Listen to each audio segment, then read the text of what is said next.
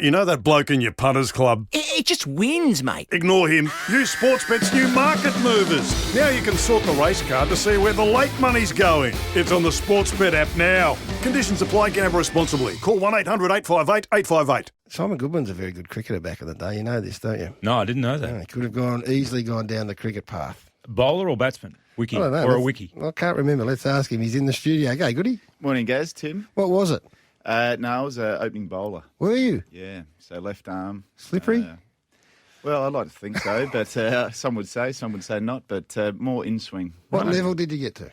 I played A-grade district cricket back in Adelaide and also stayed under 19, so it was, I enjoyed my cricket. I grew up playing footy, cricket. They were the two sports and loved them. At what age did you make the decision that you're going to go footy? Yeah, so pretty much February was the under-19 state carnival, and when I came out of that was the pre-season draft back in the day. It was in February. Got drafted to the Crows, and Johnny Reid rang me up and said, well, son, your cricket career's done. So he made up that was your the mind decision for for me. Who was in that carnival? Any other of note that went on?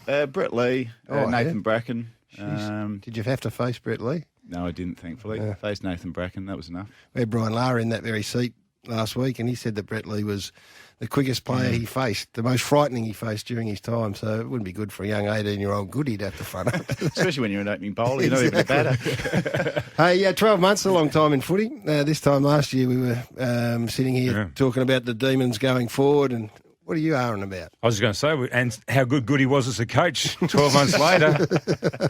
We're not so sure anymore. What have you learned in that 12 months? I learned an incredible amount. I think when you come into coaching, you build a philosophy about what's really important in the game. And, I grew up in a footy club where being prepared for what the game was going to demand was something that was high on the agenda. Neil Craig and obviously mentored by Charlie Walsh at that stage. And, that philosophy was reinforced again. We just weren't prepared for what the game was going to demand right through the summer for a variety of different reasons. And from that, we lost all our cohesion, our ability to put a game style that was identifiable in place. And, we paid the consequences in a competition that's ruthless. You don't have to be far off to really start to drop down the ladder. Is it hard, while all that's happening around you, that turmoil of performances happening around you, is it hard just to stay calm and level-headed with all that going on? Yeah, it is. And when you're in the moment, you're sitting there and you're just trying to work your way through it methodically and keep people believing in the process and understanding that we can work our way out of that. Deep down, you're thinking this is going to be hard, but internally you're going, well, we just need to get on the board this week. You start delivering that week-to-week moment, and it's really difficult because you're facing a lot of challenges, and through that process, you're not only doing that, you've got players that are starting to lose belief in the way they're playing, they're out of form, they're lacking confidence, and it's a flow-on effect. So. And then you've got the scrutiny that kicks in. There was so much noise around Melbourne during this season, and is that hard to block out? You're trying to keep it on an even keel, everything level, as normal as you can possibly make it under the circumstances. Then you're being bombarded by the noise on the outside. Is that hard to block out? It is hard, especially when we're a club that was on a lineal projection. And we had a year in 2018 that was we performed probably above expectations, and we won a couple of finals. And we hit this season with a lot of expectation. And when you're not ready and you lose the first three games, the scrutiny comes, and it's so hard then to block out the noise. You need to turn it around. You need to turn it around quickly. And we just weren't able to do that. We weren't able to get any momentum in the season. So at what stage did it? As a supporter, you sit there going, no, you hear about the delayed pre-season and all this, so you think, no, it's going to kick in because I'm a believer. You got to keep telling yourself that. You got to keep coaching that. But at what stage did you think there and sit there and go, no, we're in a bit of strife? I think at that point, when you're 0-3 and probably playing the footy that we were playing, you felt you were in a little bit of strife. And through that process, we started to really build up training as well. We wanted to get some work into our players because we knew we were a little bit short. So, we worked our way into a position where we probably had 8 to 10 weeks where we started to play some reasonable footy. I reckon we might have been 4 and 6, but we probably lost 3 or 4 really close games, and we started to build a little bit of momentum, but we weren't able to get the results. But probably after round 3 was the time when you're thinking, I'm not quite sure how we're tracking. So change has been big. It's been pronounced off-field. What can you tell us about it? Yeah, look, it's been, I think, when you have a year like that, you get a chance to really review. We've been really fortunate as a footy club to be really stable a lot of key positions for a long period of time. And, we got a chance to review all that. We got a chance to look at all our programs about how we're best preparing our players. We've got unbelievable, unwavering belief in our playing group. So it didn't. I mean, you're going to say that anyway, Yeah. but I know you well enough. So you absolutely still think that the playing talent is there. Yeah, without question. You don't lose your talent overnight, and we've got a certain amount of belief in our playing group. What we need to make sure we do is we build the programs in place around them, get everything aligned in terms of where we want to head this year, and have a really good summer. All we can do at the moment is prepare the best way we can for the season ahead. And, we've brought in Darren Burgess. He's brought in a great team of people. We've refined our coaching structure. We've brought in Alan Richardson as the coaching director. We've gone a little bit skinnier in terms of our AFL, really to align our messages. And we need to really get people to master their roles, build the cohesion within the footy club again, and get a game style that's going to be identifiable for our supporters again. So what will it be? And how quickly will they be able to, if you turn around to a Melbourne supporter, like you can turn to a Richmond player, a supporter, you can turn to a Collingwood supporter and say, how do they play? And they go, oh, this is what they do. How quickly will they be able to say, this is what they're trying to do? I think there's no question we've drafted our players and trained them up to be good at the contest. Now, we haven't got that right last year. Our method around the ball was off. So we need to get our contest method back to a point where it's still a strength and it's really identifiable, and we play a certain way. But we certainly need to build some stability in the way we defend. Now, if we get our method around the ball better in terms of our contest work and we build some stability in the way we defend, I think you'll see a pretty competitive Melbourne Footy Club again. You took Luke Jackson last night with your first pick. Tell us about Luke Jackson and why. A lot of people in the discussion, the lead up to this said, well, you got Max Gawn, he's a ruckman. This kid plays like a Brodie Grundy. You got another ruckman. Why would Melbourne take that? Why wouldn't they go somewhere else, look at something else? I think when you go through the draft, you look at, well, we're going to take the best player available, and we're also potentially going to look at our needs. Now, when you come up with a guy like Luke Jackson, you think, this kid's just a unique player.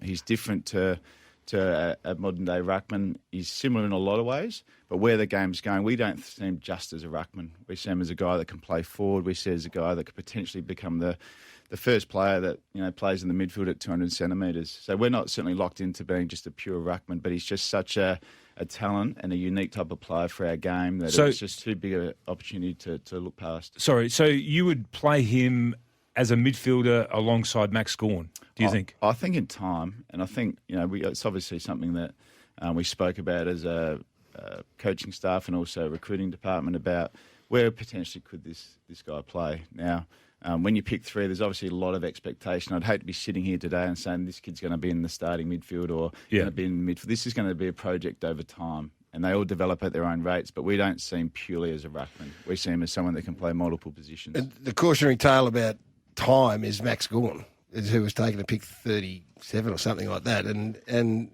time has allowed him to become the player that he is. Back in the day, you'd be looking at him going, well, what do you see in this bloke has had knee reconstruction? So they do need some time. But how tempting was it to sit there and look at and identify that, when Melbourne aren't a great kicking side or haven't historically been, there's a great kick, one or two great kicks on the table.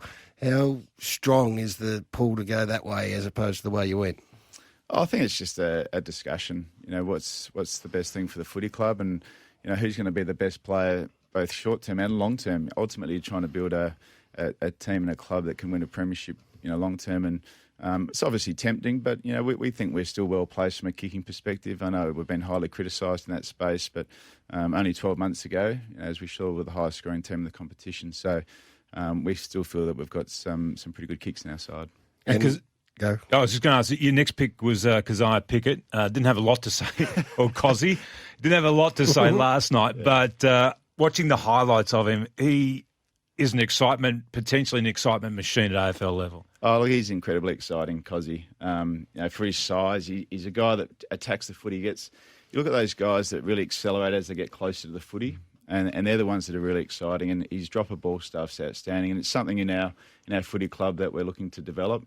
Forward to centre, a bit of speed. And we've got some other younger guys at our footy club in Toby Bedford and Cade Chandler, who people haven't seen, that are small forwards similar to Cozzy. So we're excited with the guys we're starting to develop in that space. In some of that highlight stuff I saw last night, I don't know whether it dawned on you, Gary, watching that, but there was a bit of Jimmy Cracker style in the way he moved. I don't know whether anyone said that to you before or not, could he? Yeah, look, he's certainly got all the attributes. of those type of players. He's got a great goal sense. He can jump up and take a really good mark, but he's incredibly tough. Byron's his uncle, who played in a similar fashion. So, as I know, playing in the showdown. So it's great to have him at our footy club.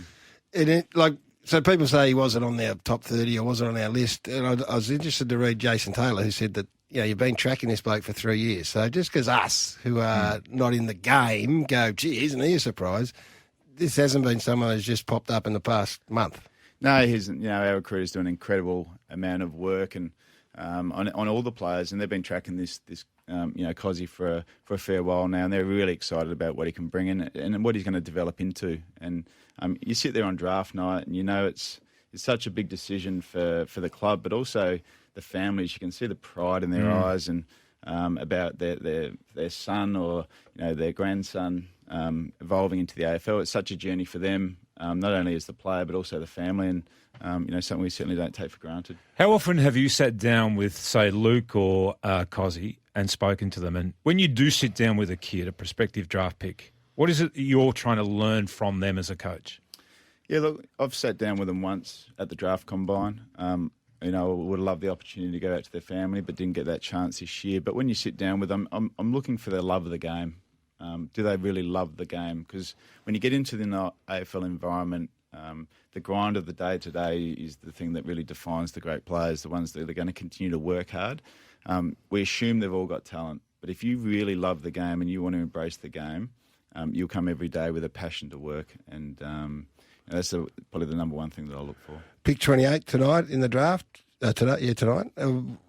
Just best available, or is there something in mind? Yeah, look, it's just going to be best available. I think we've addressed the small forwards needs. We'll see what comes up when it's our pick. It's hard to project at this stage, but there's certainly some really good players left to pick from. And Harley Bennell, how are we tracking with Harley Bennell at the moment? Yeah, look, caught up with Harley 3 or 4 times. He's in Melbourne. He can't train with the club until December 3. Why is that? I was interested in that. Why can't he train till then? It's just part of the rules from a delisted free agent's perspective. Okay. Right. On the supplementary list, you can't train to December 3. So he's in Melbourne. He's well settled. He's got his partner, Amy, and son, Carter. And we're really excited about Harley. He's certainly trying to really turn his life around and really put a step forward. And we speak about the love of the game. Every time I've caught up with Harley, he's 27 and he's still got a love of the game.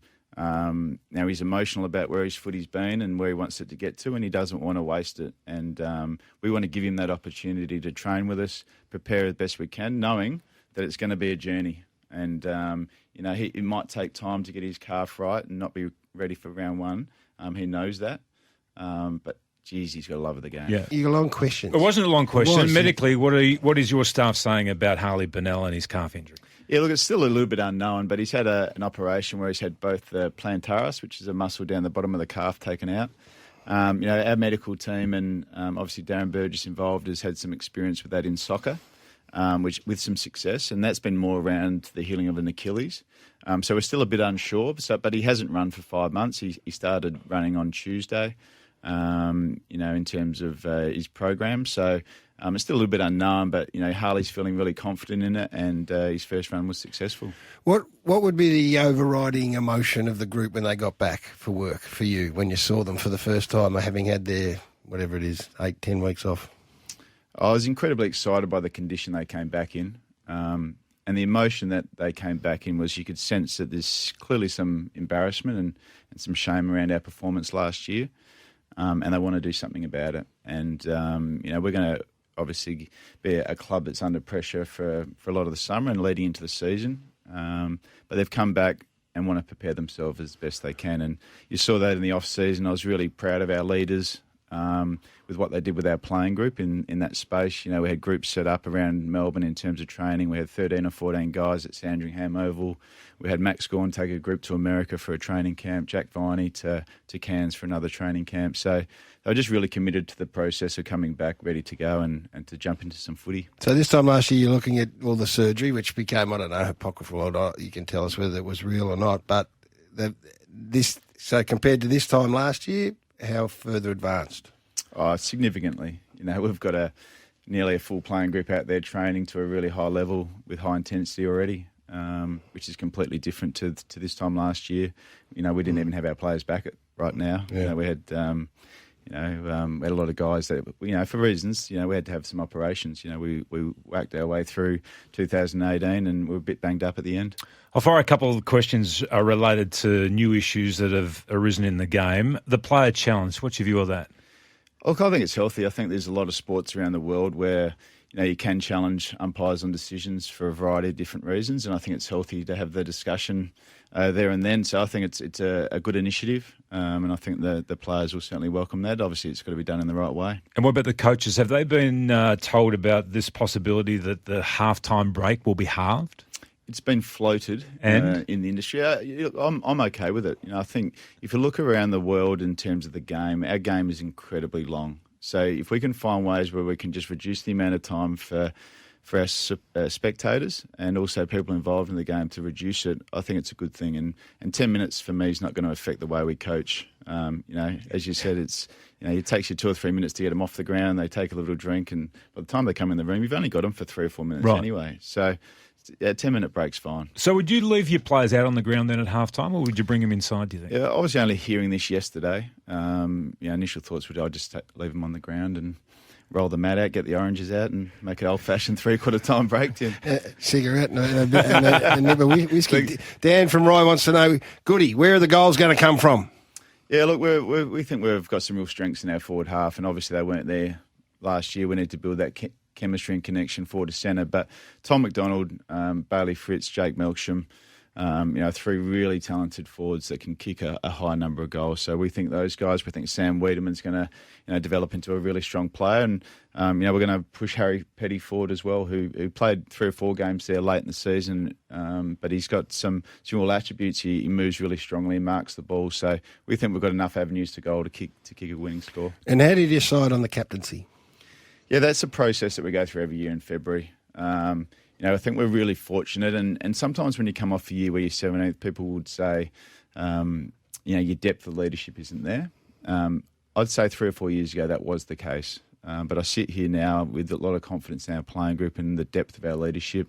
We've not only developed it internally with a lot of young guys, Clayton Oliver, James Harms, Christian Salem, these types of guys. We've also recruited it with Jake Lever, Stephen May, and we're incredibly fortunate with Jack Viney and Max Gorn. Their evolution into leadership and development's been significant, and we think we're really well placed. So the captaincy will be decided in February, as will the leadership model.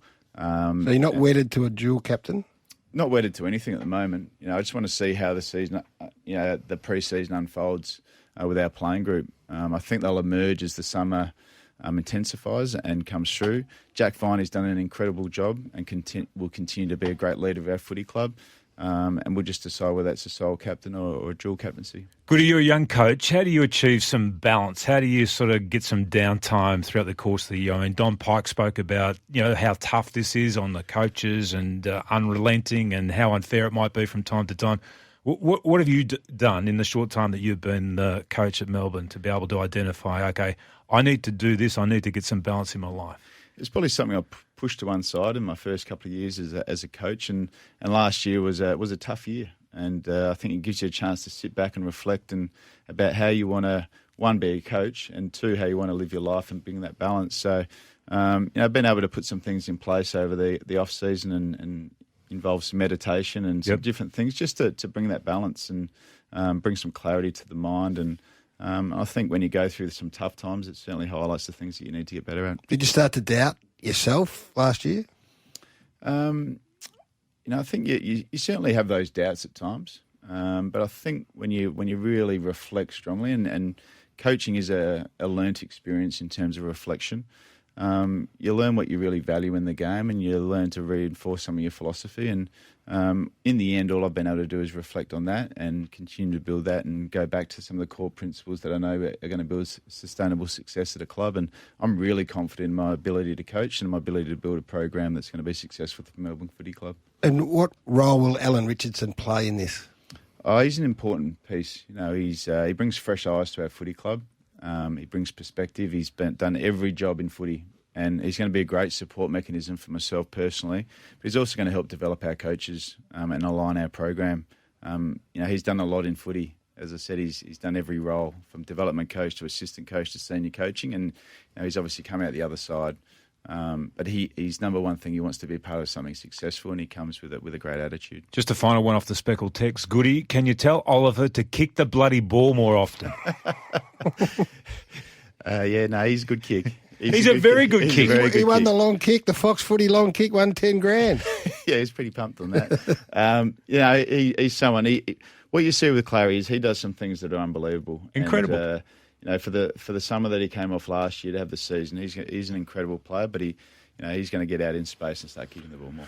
Hey, thanks for coming in. Good luck. It's going to great. be a big year and a big watch on the Demons. You know that, and we're all interested to see how it unfolds. Thanks, guys. Thanks for having me. That's good. Thanks, guys. Thanks for having me. That's good. Thanks, guys. Thanks for having me. That's good.